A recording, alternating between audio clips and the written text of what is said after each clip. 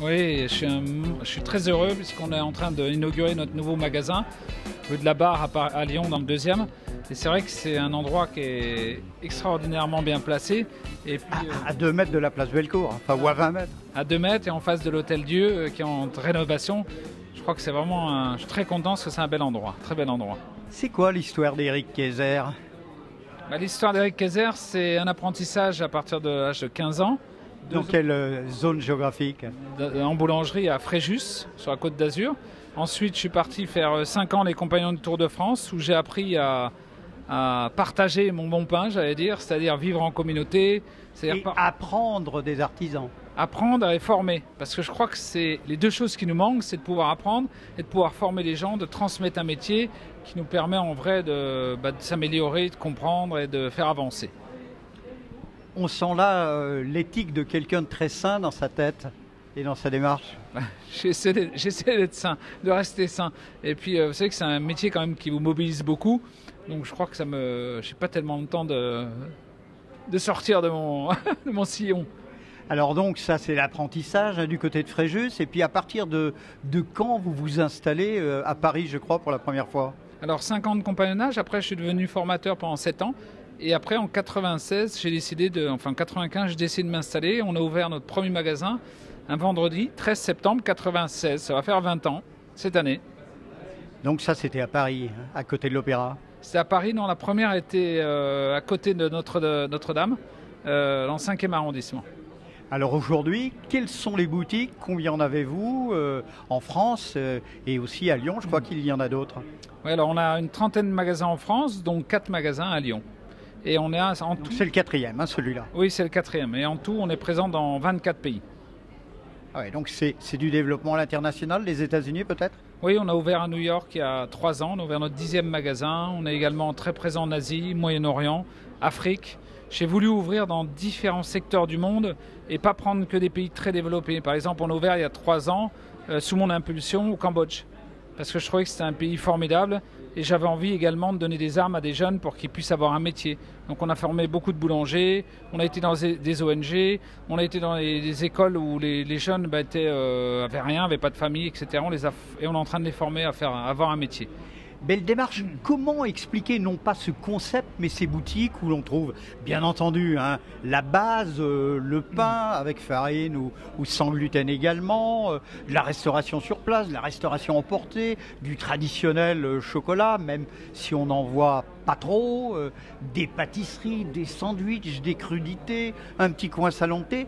C'est quoi le secret de vos boutiques, à part la qualité? Moi, l'idée, c'est de vraiment en faire un lieu convivial où on pouvait se restaurer du matin au soir. Donc le matin, le petit déjeuner, le café et le croissant.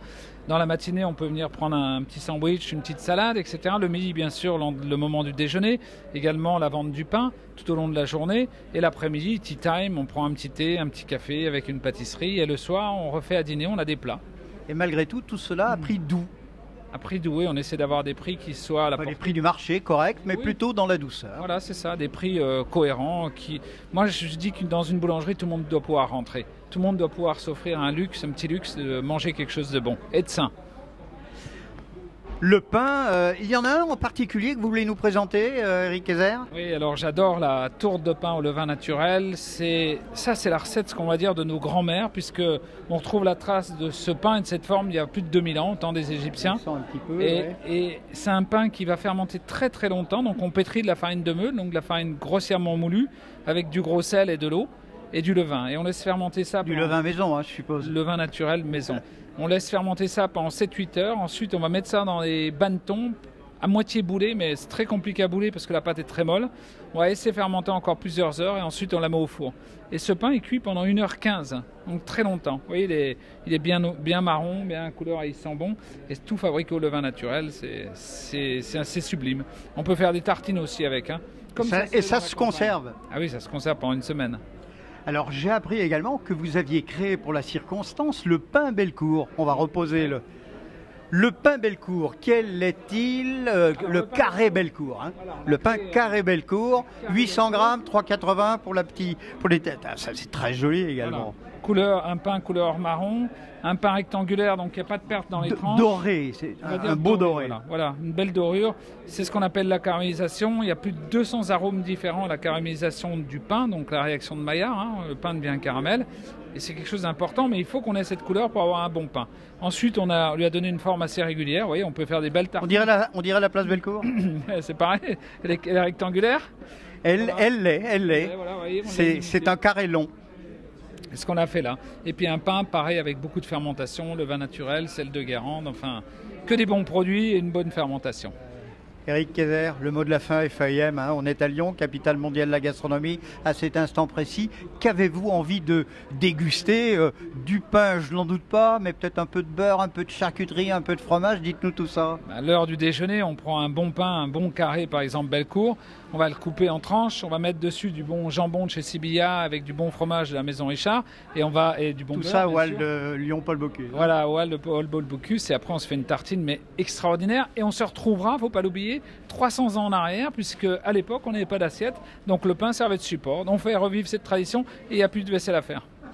Éric Kayser, merci. On a compris que vos valeurs, ce sont la qualité, mais aussi la transmission des valeurs humaines très chères au compagnonnage, entre autres choses. Que peut-on vous souhaiter ? De continuer à bien faire mon métier. D'autres idées sur Lyon ? Non, pour le moment on vient d'ouvrir ici, donc ça ira. Éric Kayser, merci et belle journée.